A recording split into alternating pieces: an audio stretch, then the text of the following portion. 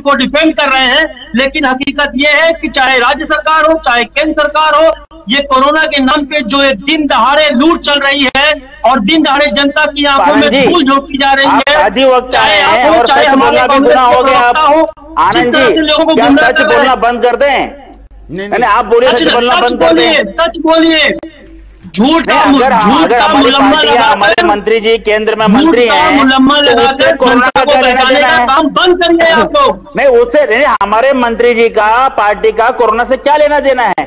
आप महाराष्ट्र की बात कर लीजिए ना, महाराष्ट्र पे हम बात कर लेंगे। नहीं है, आज बंगाल में चुनाव हो रहा है, आपकी पार्टी एनडीए गठबंधन में है, वहाँ कौन सा लॉकडाउन महाराष्ट्र में, मुंबई में हो रहा है, कलकत्ता में नहीं हो रहा है, केरला में नहीं हो रहा है भाई साहब, कलकत्ता में नहीं हो रहा है, लॉकडाउन महाराष्ट्र में हो रहा है। आनंद जी, लॉकडाउन महाराष्ट्र में हो रहा है, नहीं लॉकडाउन महाराष्ट्र में हो रहा है, लॉकडाउन महाराष्ट्र के बाहर नहीं हो रहा है। ममता बनर्जी के सामने आपके एनडीए की एक नहीं चल रही है, इसलिए वहां अभी तक कोरोना से कोई नहीं मरा है। हमारे राज्य के मुख्यमंत्री सीधे साधे हैं, वो अभी भी भूल जाते हैं, अभी भी भूल जाते हैं कि वो पहले ममता जी के सपोर्टर हैं, ममता जी के सपोर्टर हैं। नहीं ठीक है, आप अच्छी बात कर रहे हैं आनंद जी, आप ममता जी के सपोर्टर हैं, मैं आपका सम्मान करता हूँ। अगर आप जनता के सपोर्टर होते आनंद जी, अगर आप जनता के सपोर्टर होते तो आप पश्चिम बंगाल की बात नहीं करते, मुंबई की बात करते। आनंद जी, आप मुंबई की बात करते, आप पश्चिम बंगाल की बात नहीं करते। आप मैं ये बोलता हूँ पश्चिम बंगाल के, देखिए यही होता है ना कि आप अधिवक्ता होके बातें घुमा रहे हैं, आनंद जी, आनंद जी, आनंद जी, आनंद जी, आनंद जी, आनंद जी, आनंद जी, आनंद जी, आनंद जी, बातें मुंबई की कीजिए, महाराष्ट्र की कीजिए ना आनंद जी, मुंबई और महाराष्ट्र की बात कीजिए ना। आनंद ठाकुर जी, मैं रामपाल जी बताइए, बंगाल में अमित शाह की रैली निकलती है, सड़कों पर लाखों की भीड़ होती है, वहां पे कोरोना नहीं होता है क्या? वहां पर कोरोना का बहुत बड़ा रक्षा कवच लगा दिया गया है, बंगाल में कोरोना आएगा ही नहीं, लाखों की भीड़, न कोई मास्क, न कोई कुछ, न कोई 2 गज की दूरी। ये आपके अगर केंद्रीय मंत्री इस तरीके का संदेश लोगों को देंगे तो जनता किस तरीके से पालन करेगी साहब? सर, वकील साहब ने बड़ा अच्छा प्रयास किया है आपकी डिबेट को गर्म करने का, और आपने डिबेट महाराष्ट्र और मुंबई पे की है।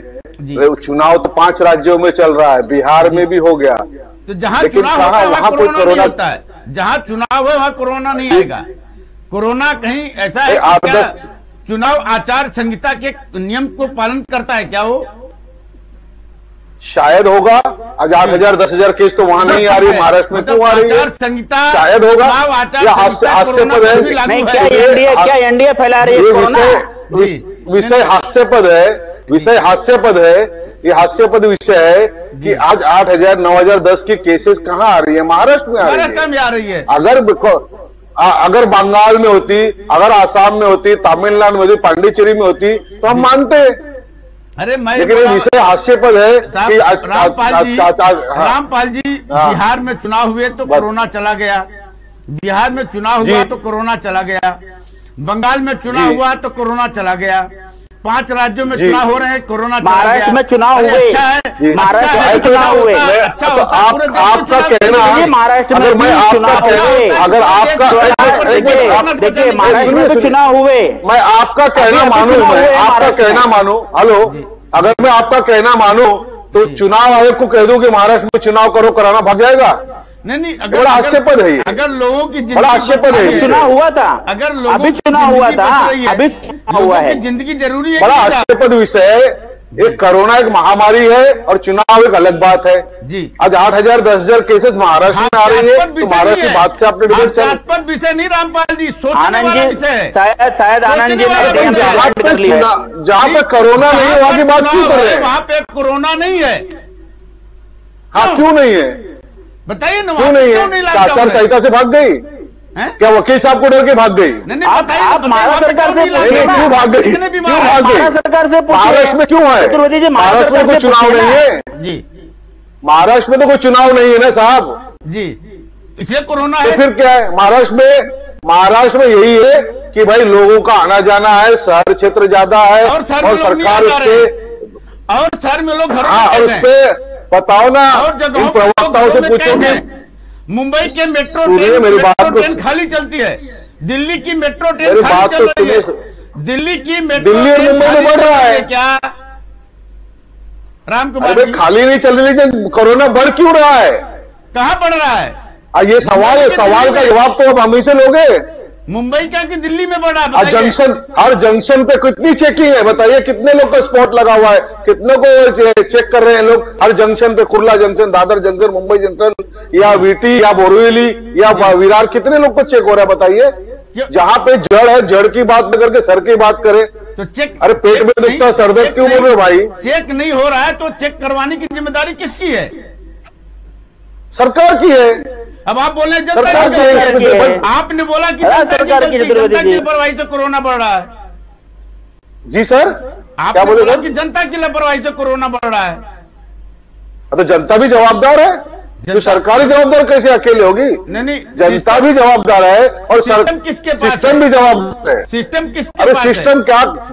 सिस्टम तो कहता है तुमचा परिवार तुमची जवाबदारी जी। तुम्हारे ऊपर सर पे डाल दिया। सिस्टम कहता है तुम्हारा परिवार तुमची जवाबदारी, और लेकिन हो गया, जान छूट गई उनकी, सिस्टम की जान छूट गई। सिस्टम बोलता है कि लोकल ट्रेन में नहीं जाने का, सिस्टम बोलता है कि लॉकडाउन नहीं, मास्क नहीं पहनेंगे तो पेनल्टी लगा देंगे।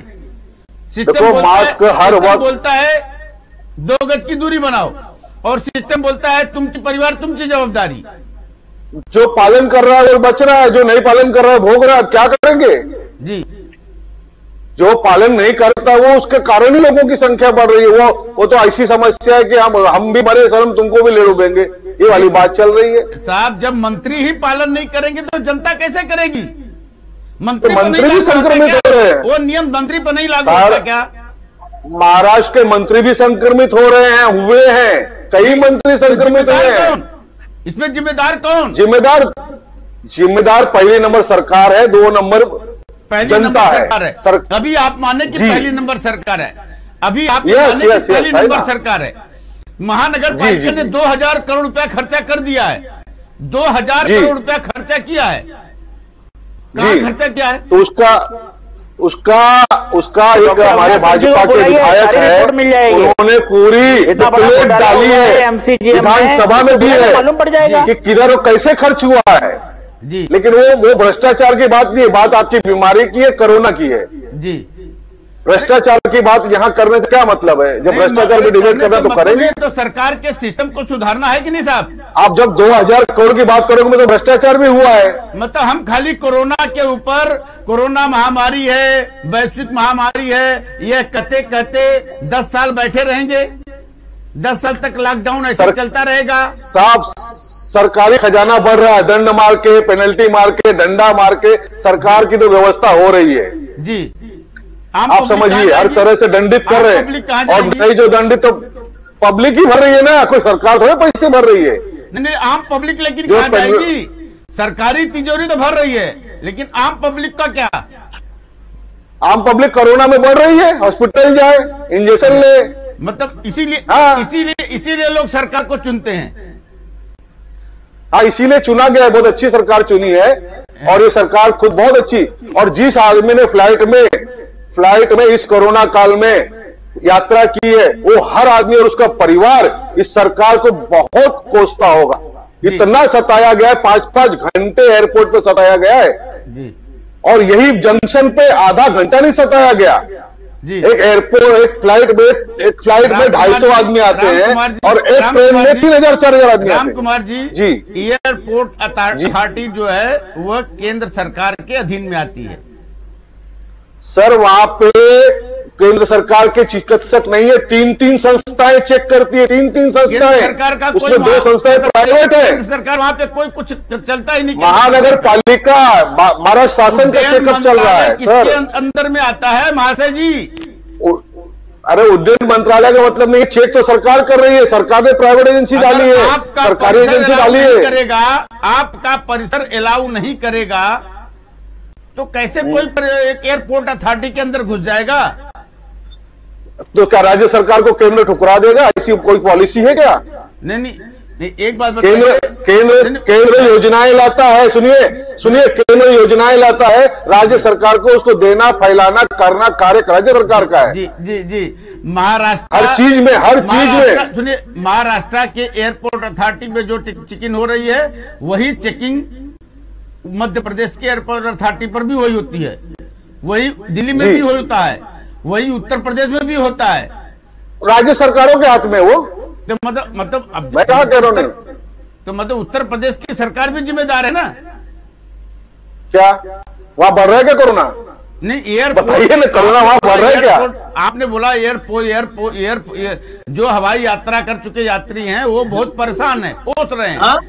तो उत्तर प्रदेश 5-5 घंटे सर, 5-5 घंटे जी इतना झगड़ा करना पड़ता है महिलाओं को कि पूछो मत। वहां पे तो पुरुष पीछे जाता है, महिला को आगे ढकेल देता है। जिम्मेदार कौन है?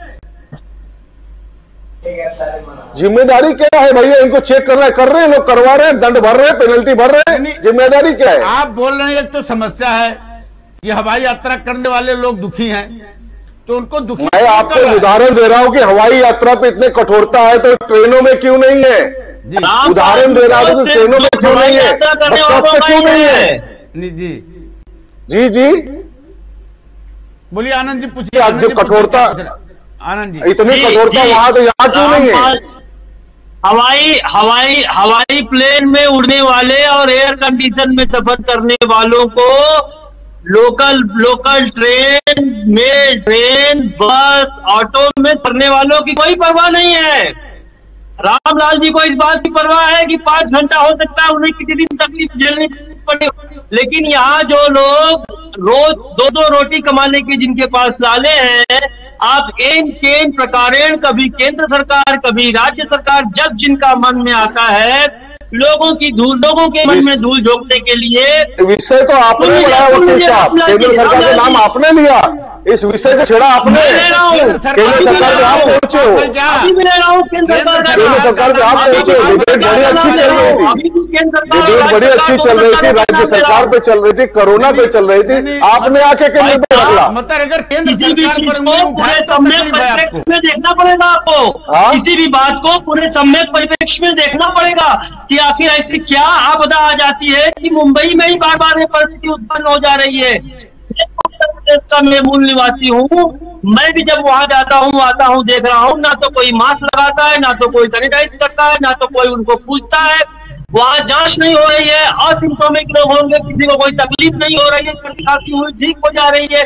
लेकिन जहां से अर्थतंत्र जुड़ा हुआ है, जहां डंडा मार के लोगों को दंड तंत्र के सहारे उगाई की जा सकती है, वसूली की जा सकती है, जहां रोज 2-4 रुपया कमाते हैं, उनके खींचे से किस तरह से आप पैसा निकाल लें, क्योंकि मुंबई में कमाने धमाने वाला आदमी रहता है। आनंद जी आपके मुंह पे सच आ गया, कौन निकाल रहा है?